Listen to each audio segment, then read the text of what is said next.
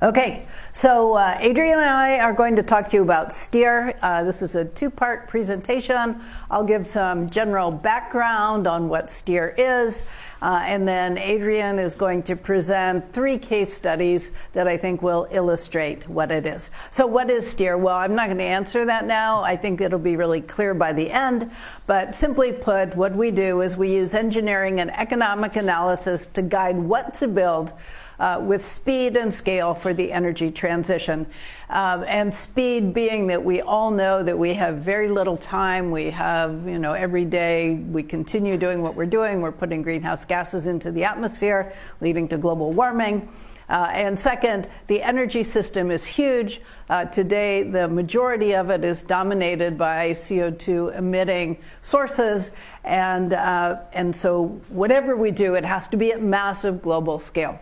Okay, so those are our motivations for this work. But I want to give a little bit of history that will give you a sense of how it came about.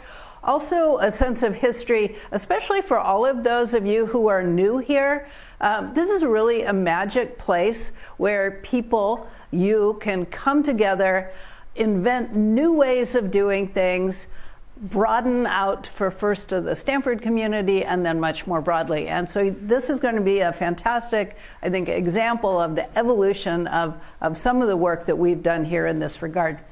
And having said that, we have John Wyant here. So Stanford has a huge, long history of energy systems analysis. And the Energy Modeling Forum began in what year, John? 1976-7.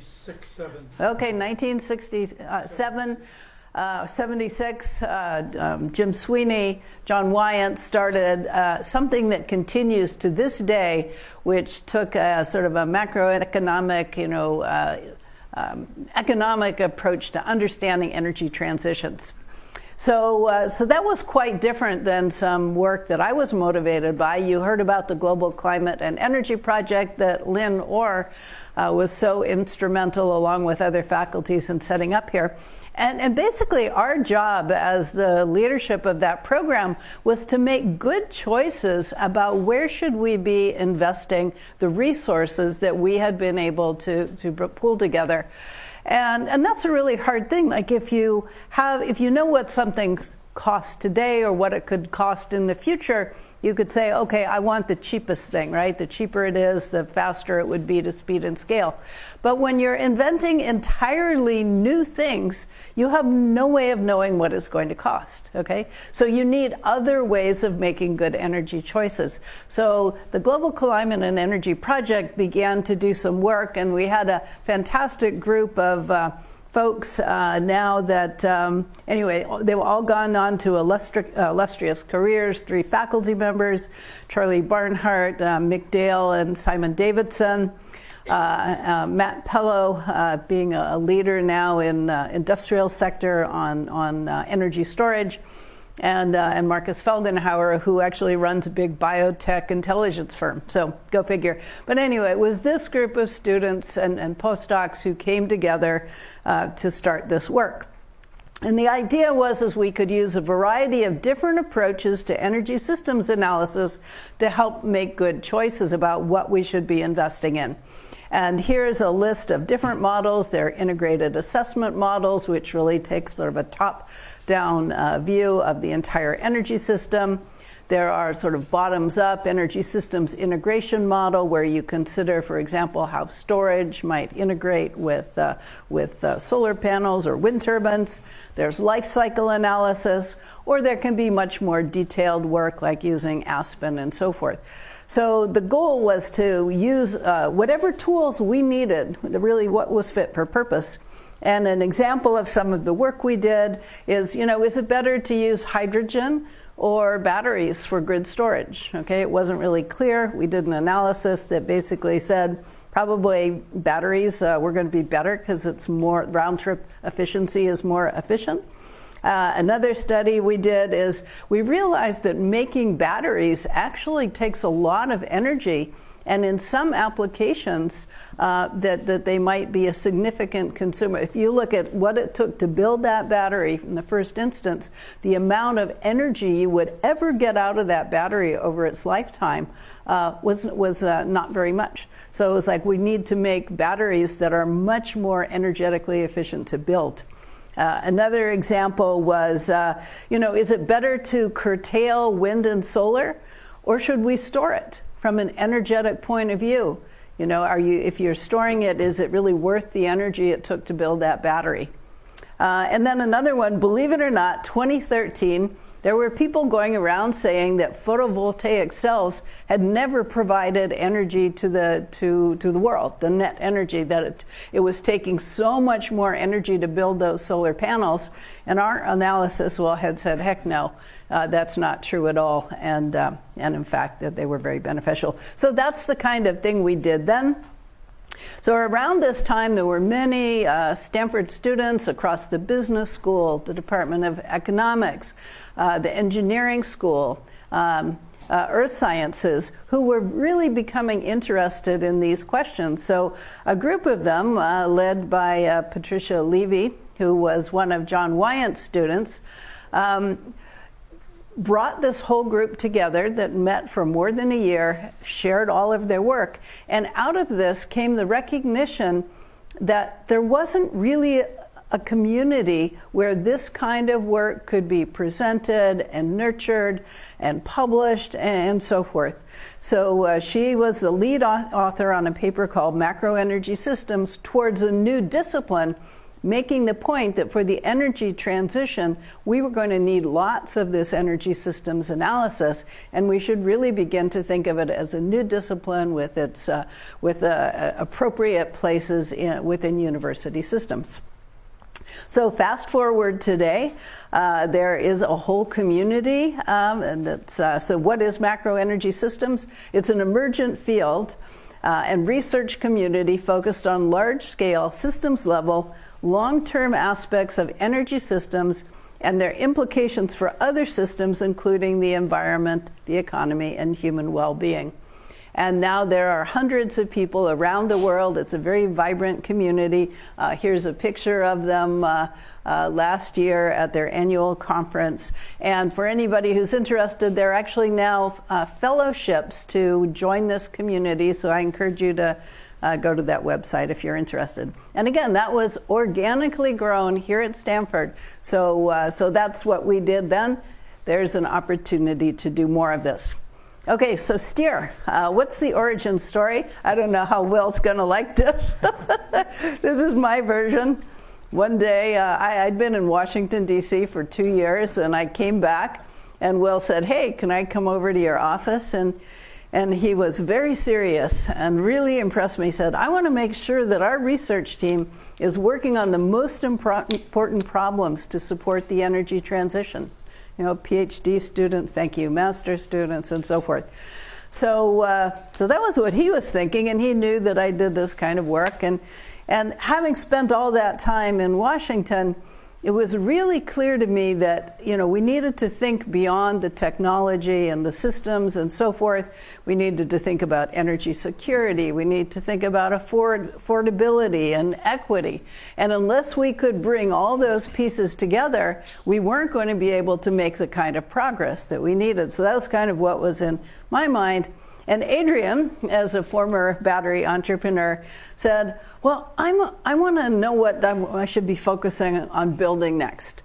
And so the three of us came together, and out of that came this program, STEER, that you're going to hear about. So basically, we look at the intersection between engineering, economic, and innovation through systematic analysis, techno-economic analysis. We identify what are the largest technological uncertainties, and then we figure out, well, how could you solve those, okay? So what does this mean in practice? Well, we're starting to think about supply chains. Of course, we think about the technology. We think about deployment and hurdles to deployment. We think about economic feasibility. Affordability is really key today, as we often hear. And then what is the value of this new technology broadly in the energy system to help us with speed and scale transform our energy system. So that's what this is. And so we chose to focus on particular topics. Energy storage, that was a natural outgrowth of Will and Adrian's research areas. We went on to think about nuclear, the nuclear fuel supply chain, really a critical issue. And then now we've started some new work on carbon capture, asking the question is there a way to make it much cheaper than it is today? So one other really critical element is we're interested in speed, right? So if you look at a traditional sort of academic approach to research, is that we initiate our research, we do a lot of work. After 2 or 3 years, maybe we're ready to publish our first paper. We put it out there in the literature after peer review and so forth, and eventually we start getting feedback, right? Well, that's a really long time. We don't have that kind of time anymore. So we wanted to turn it upside down. We wanted to integrate with other people working in these spaces much more quickly than that. So every project we undertake, we go through, first we have a lot of discussions. Is this something that really makes sense for us? Do we have something unique we can bring to it? Second, we learn a lot about it, and you'll hear some great examples of that from Adrian. We then invite the industry to say, come spend a day with us, and let's talk about this. Can you tell us what you think the biggest bottlenecks are? And as our thinking, are we going in the right direction? After that, we then spend some time doing really in-depth technical analysis. Then we have a forum. And again, we bring back all these people and we say as openly and as honestly, this is what we think we know about this problem. These are our conclusions. But you all know a lot more because you're in the field. You live this every single day. And tell us why we're wrong. We bring a lot of humility to bringing groups together so that we can have very open and productive conversations. Eventually, we revise things based on what we hear, and then finally it comes out. But by the time it comes out, there really aren't any surprises by the community. They already understand. They've given us feedback. So we find this very valuable. Most valuable is our team. We have an incredible group. We have a number of faculty members. Steve Davis, I don't know if Steve is here. Adam Bose, John Wyant, and so forth. We also have a team of postdocs and research associates shown here who really make this project. And I know for one, I find it really exciting to come to work every day to be with this group of people working on the problems we're trying to solve. So thank Will, thank Adrian for making this all possible. And over to you. Thank you. Well, I think you guys now have a little bit of idea of what STEER is. But what I want to do is really walk through 3 examples to really paint it clearly what we do and really highlight not only the analysis that we do, but also the convenings that Sally just mentioned are essential to our process, as well as the impact that we're beginning to see from our work. So how many people know what this is that they're looking at? Energy storage, of course. These are the big batteries that are being installed into the grid today. I know that there are a lot of new people to Stanford just now by the show of hands. How many people of the new folks coming in are interested in working on energy storage? Great, that's a pretty good showing. So as many of you know, battery energy storage systems, or BESS, are enabling a new paradigm on the grid, right? They're enabling a lot more penetration of renewables for wind and solar when the wind is not blowing and when the sun's not shining. And so this is a critical aspect of the grid today. And just want to highlight also on the bottom left, we have the key folks here working on this, this specific vertical within STEER. Yulia is a PhD researcher here at STEER, driving a lot of this work. Now just taking a look in 2020, December 2020, this is the planned and operational BESS installations in the United States. And what's remarkable is that just 4 years later, you can see the expansion of the deployment.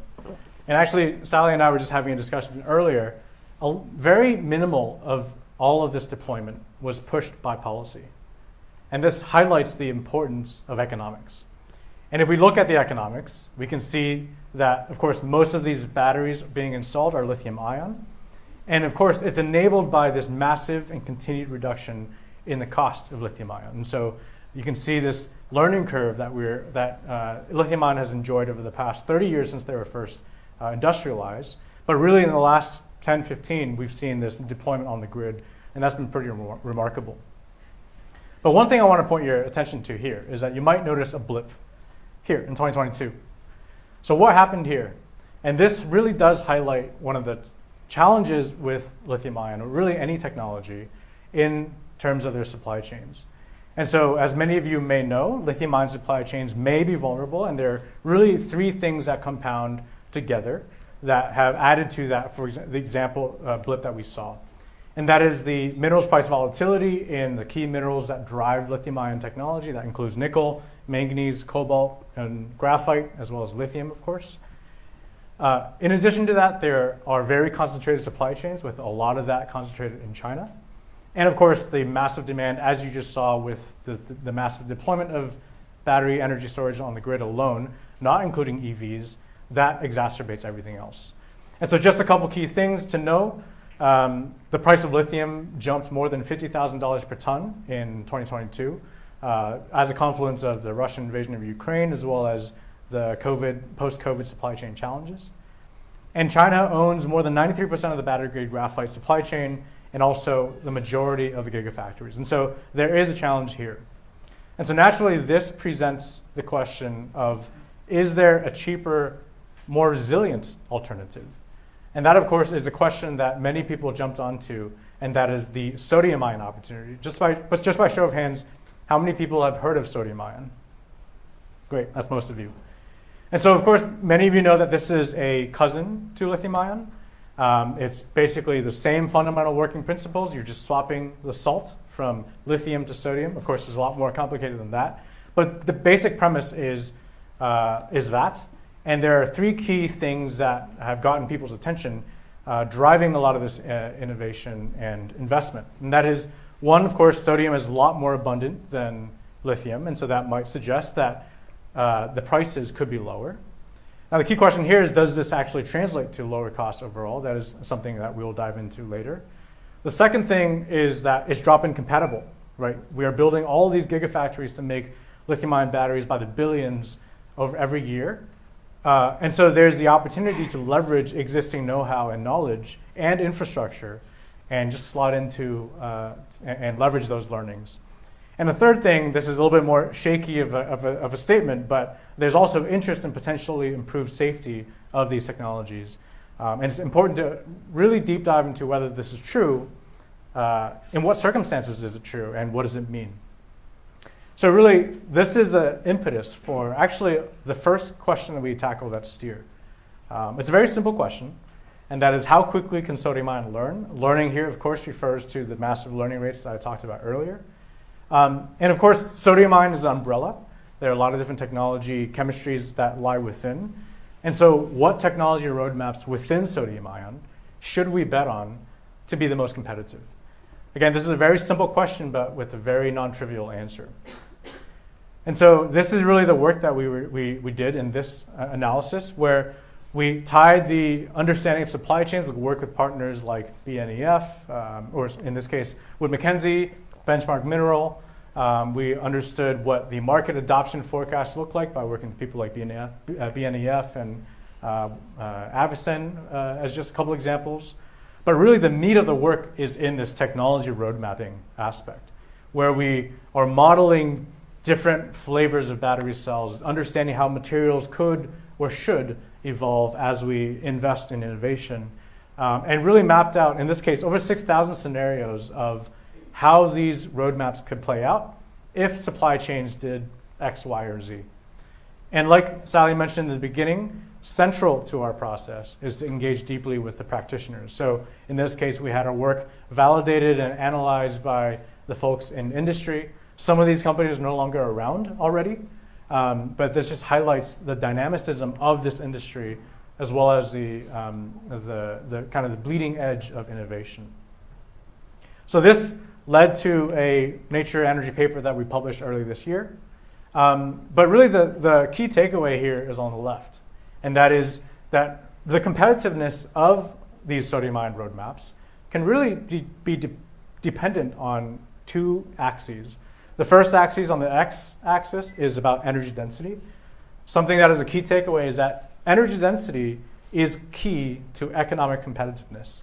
And that might be a little bit counterintuitive, and you might often think that something for example, the grid doesn't need energy density.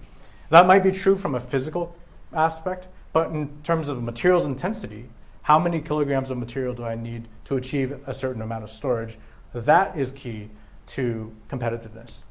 Now, the second axis that we see here is the y-axis, and that's the supply chain scenarios. And we highlight basically that the supply chain scenarios in the battery materials, as well as the energy density that we're able to achieve, really define the competitiveness of this technology. And so the key takeaways, you can go read the paper if you want, but I'll just quickly go through them. And that is that, actually contrary to popular belief, sodium-ion cells may only be price competitive later, maybe in the next decade. And it's actually quite hard for it to be price advantageous and on an absolute basis. And to really accelerate that might actually require something to break in the lithium-ion supply chain. That's number one. Number two is that we recognize that this is not simply a matter of scaling. As technologists, which many of us in the room are, I think it's often easy to hide behind or couch behind the promise that when we get to scale, the cost will come down. In this case, we quantify it, and we show that simply banking on scale is not enough, and that R&D is fundamentally needed. And on that note, what things should we work on? Well, we can actually identify those key areas that we should focus on. So increasing energy densities, like I talked about earlier, but really using earth-abundant minerals and materials. That is a winning strategy. And so coming back, again, I want to highlight not just the analysis, but also the convening. And so again, once we have done our work, we pulled together, at this point, almost all the CEOs and CTOs in the sodium-ion space. Again, ask them to tell us why we might be wrong and challenge our assumptions, and really have a healthy debate about this before we kind of send this out into the real world. And so this is a commercialization forum we had in April of last year, and it continues to be a key kind of trademark of what we do at Steer. So that's the analysis, that's the convening. I want to highlight some of the takeaways here, or the impact that results from our analysis. So we do this loop-de-loop, this flywheel of our analysis, but I want to say three key things that I think are very important. The first is, since we have identified a spectrum of technology roadmaps that fall out of our analysis, we can actually put our money where our mouths are and actually go investigate those high-risk, high-reward research areas that we identify to be, if we could do it, then something big would happen. And so that's actually what we did. We seeded high-risk, high-impact research here at Stanford. And now this is getting the attention of some major industry players that would like to co-invest and kind of learn as we go. The second thing is actually helping guide the deployment of government funds from the Department of Energy.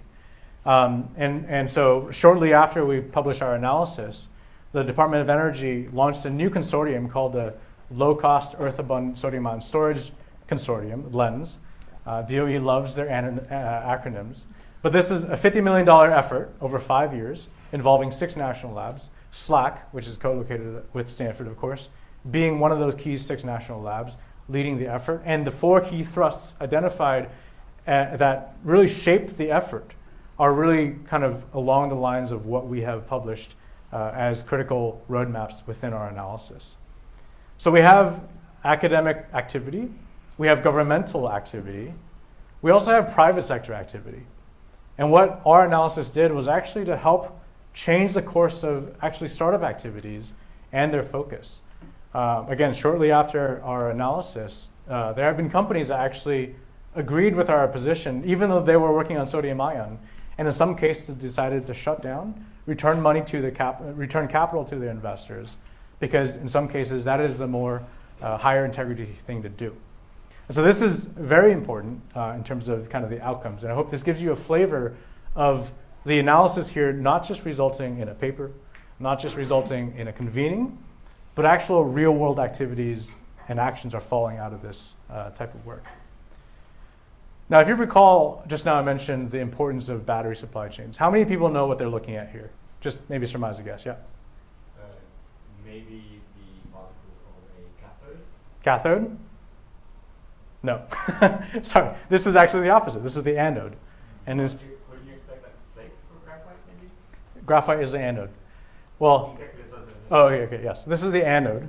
And then what you're looking at here are spherical natural graphite powder materials that are used in the negative or the anode side of a lithium-ion battery. This is kind of continuing on our work, understanding the importance of supply chains, and identified that a lot of our battery materials are heavily concentrated in China, and it's important for resilient supply chains to have a diversified source. So this is work I want to highlight here again, led by Karan, who's a staff engineer here at STEER, as well as Swati, Hari, and others. And the reason we focused on graphite is that it's a critical component to lithium-ion batteries. It dominates almost all lithium-ion batteries today in all the negative electrode side of materials. And so this is a very important material to focus on. And not only is it critical to all lithium-ion batteries, the supply chain is also critically at risk. And so we are expecting a massive increase in the demand of graphite, but simultaneously, the majority of graphite, 93% of which, is actually made in China. And there have been attempts by our government to stand up domestic manufacturing, but this is still, as we will show, quite challenging. And recent activities in industry have begun to highlight, again, the importance of this material. So it is now being tossed in along with other materials like gallium as geopolitical conflict materials that we can use to really stress economies. And so recent activities have placed, for example, significant tariffs on graphite coming from China. So we asked the question, one of the second questions that we asked at STEER is, what does it then take to onshore and upscale the graphite production in the West? And here it's important to understand that graphite has many different forms, has many different feedstocks, and the two primary routes are synthetic and natural. And we can really deep dive into the entire process flow chain of how these materials are made. So just to give you an example, if we zoom in on, for example, this bottom layer, synthetic graphite production, the level of detail that we're going here is really bottoms up, right? We can look at not only the flow chain, but also the electricity, the equipment, the labor, and the construction that goes into these supply chains to really understand both regional as well as scenario analysis.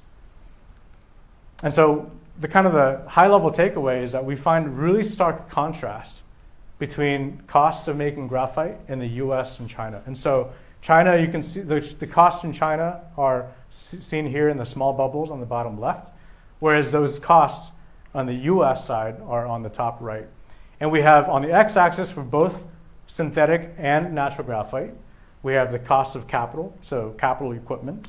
And then on the y-axis, we have the operating costs, so the cost of electricity, cost of labor, and cost of, for example, feedstock material.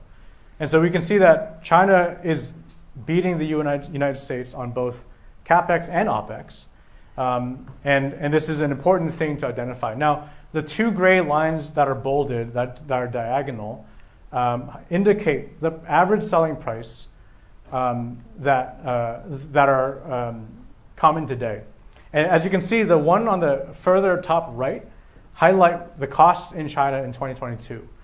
And that was a decision, that is a point where many of these domestic companies decided to jump in with domestic manufacturing. And you can see that if prices stayed at that level, there are many production scenarios in the United States where we could still sell competitively into the market. But what's happened in the last 3 years has shown that the costs have fallen dramatically because of the continued innovations in China. And now very few, if not ever, if any, domestic manufacturing solutions can be competitive. And so this highlights what we might need to do in terms of policy, but also what we can do on innovation. And that's what I want to talk about next, is that apart from just highlighting the differences in cost, we can also identify the roadmaps towards cost competitiveness. And so we identify basically that supportive financing as well as process innovations are these two key levers that we can pull to get to a point of competitiveness here in the gray bar. And so again, I want to highlight the convenings that we were able to pull together here. This is just one example of a forum that we pulled together in Washington, D.C. in May of this year, convening across, again, the value chain from people playing in the minerals side all the way to the OEMs, the car OEMs. And I want to, again, highlight the impact of our work. This work is translated into helping assist the U.S. strategy on fortifying supply chains. But the other example that I'm really excited to share is our work to develop new spec sheets to accelerate the qualification materials. Now, as a former battery entrepreneur, I know that when I have two materials to look at, a graphite A and a graphite B, and I have their specification sheets, A and B, even if they looked identical, I would still have to spend about 3 to 5 years qualifying the second material, even if the specification sheets were the same, looked identical. And that just tells you that specification sheets today are wholly insufficient to capture the quality of materials and their performance, and oftentimes is the bottleneck for domestic players to actually make it into the market. Because to get to scale, you need to find the offtake markets to accept these materials. Oftentimes that is the electrification of vehicles market. And few startups in the country or anywhere in the world can withstand that much or can sustain for that long without revenue. And so we recognize that developing new spec sheets that can really accelerate, standardized spec sheets to accelerate adoption is a critical aspect that really should be done at an institution like Stanford and also SLAC, the co-located national lab that we are involved with. Because no one single industrial entity will go pursue this by themselves. So that's the second case study. The third case study is similar on the supply chain layer, but in a completely different vertical. Now, how many people know what we're looking at here? Yeah. It's nuclear fuel rods. Close. So this is, yes, in the nuclear fuel vertical, but these are actually triso fuel pebbles. The particles in triso.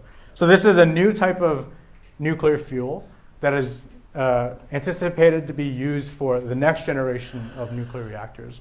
And this particular thing we're looking at is called triso or tri-isostructural particles that we can go into later.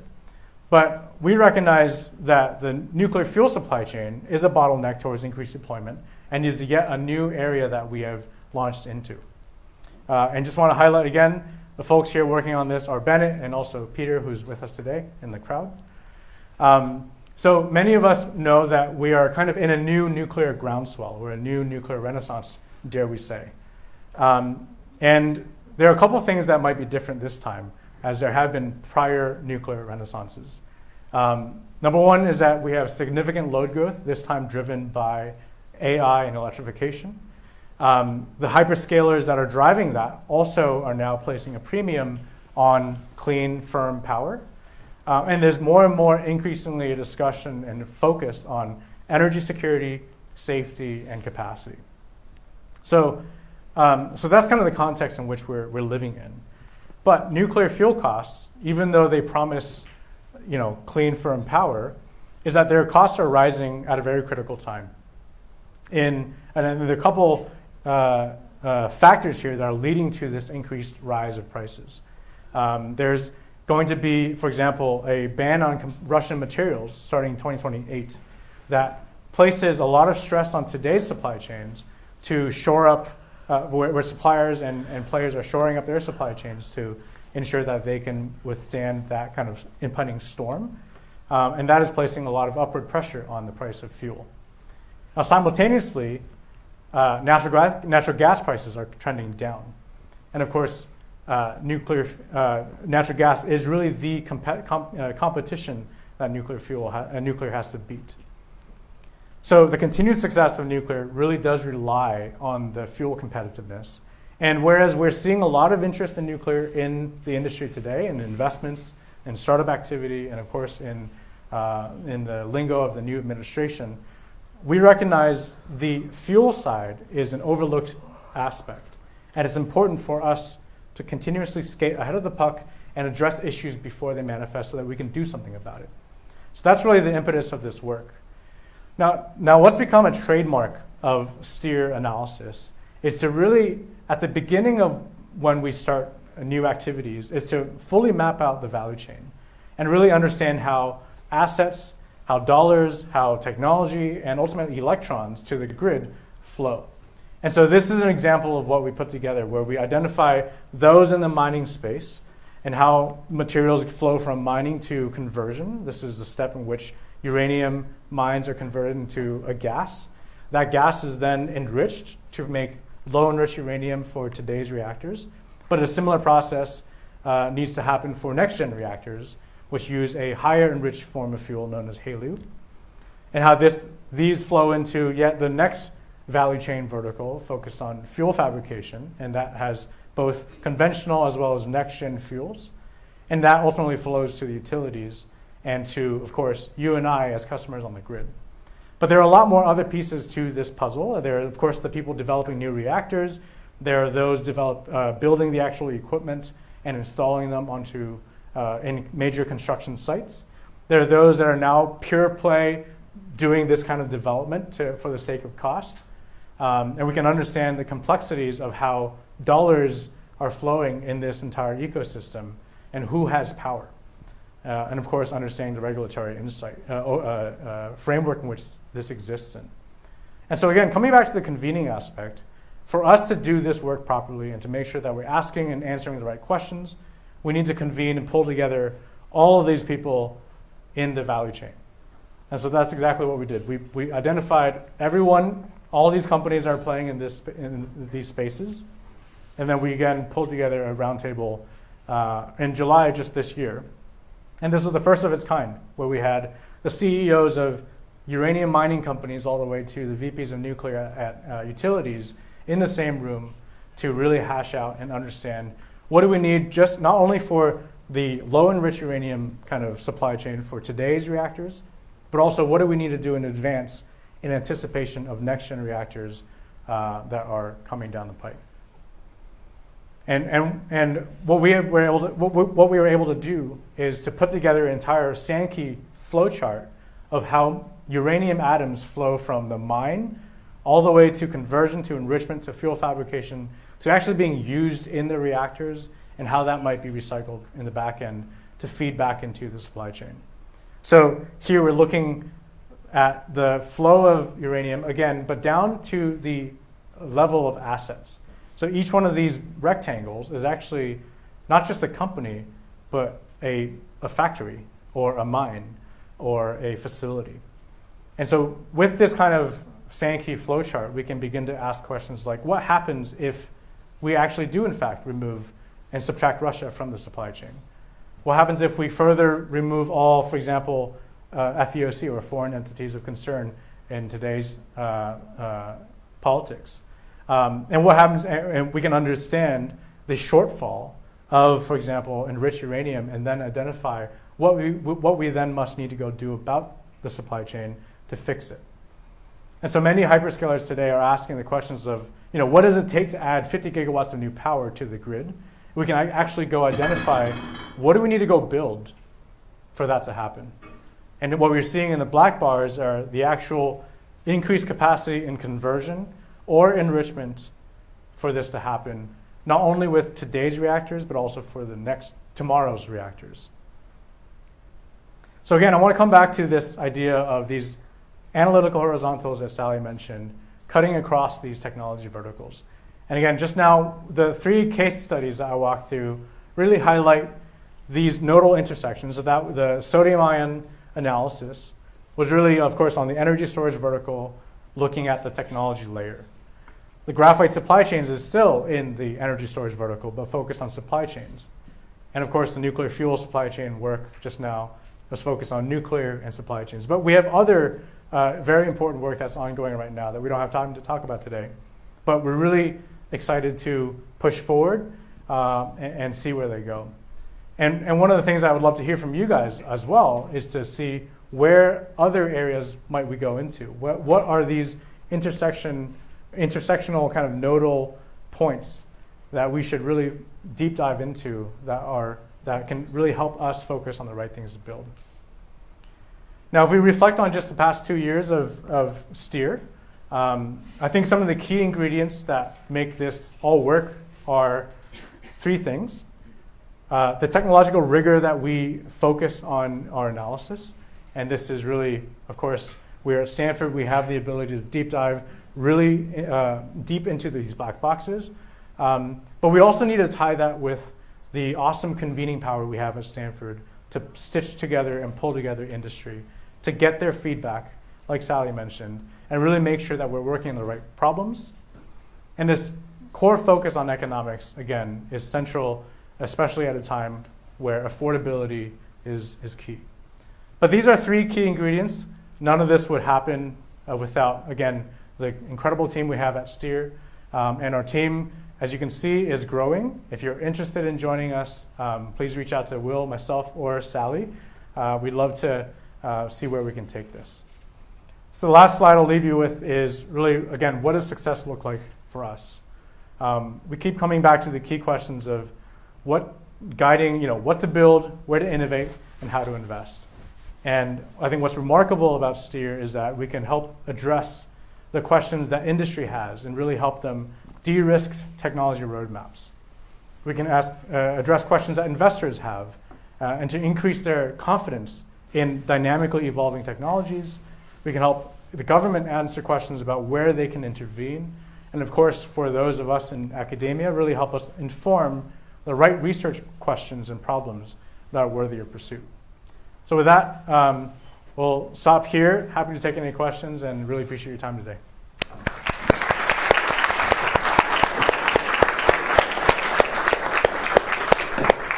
Thanks very much to all 3 of you. That was a truly exciting, and I think you'll agree, very, very timely presentation, just dynamic. Many of us have been struggling for years about how to conceptualize, let alone implement a strategy to get all the R&D and commercialization work going. We're a little bit over time, so we probably have time for just 1 or 2 questions in the room here, and then we can do informal follow-ups, and the lucky students who signed up for today will get an up close and personal for the next half hour. 1 or 2 questions only, preference for students. Okay, there we go. We have a taker. I feel bad taking one of the only questions, but I'll go ahead. Hi, my name is Debney. I'm a master's student here at Stanford International Policy. Thanks so much for your presentation. I especially appreciated the slide that you showed about the nuclear supply chain because it shows that energy is truly an international issue.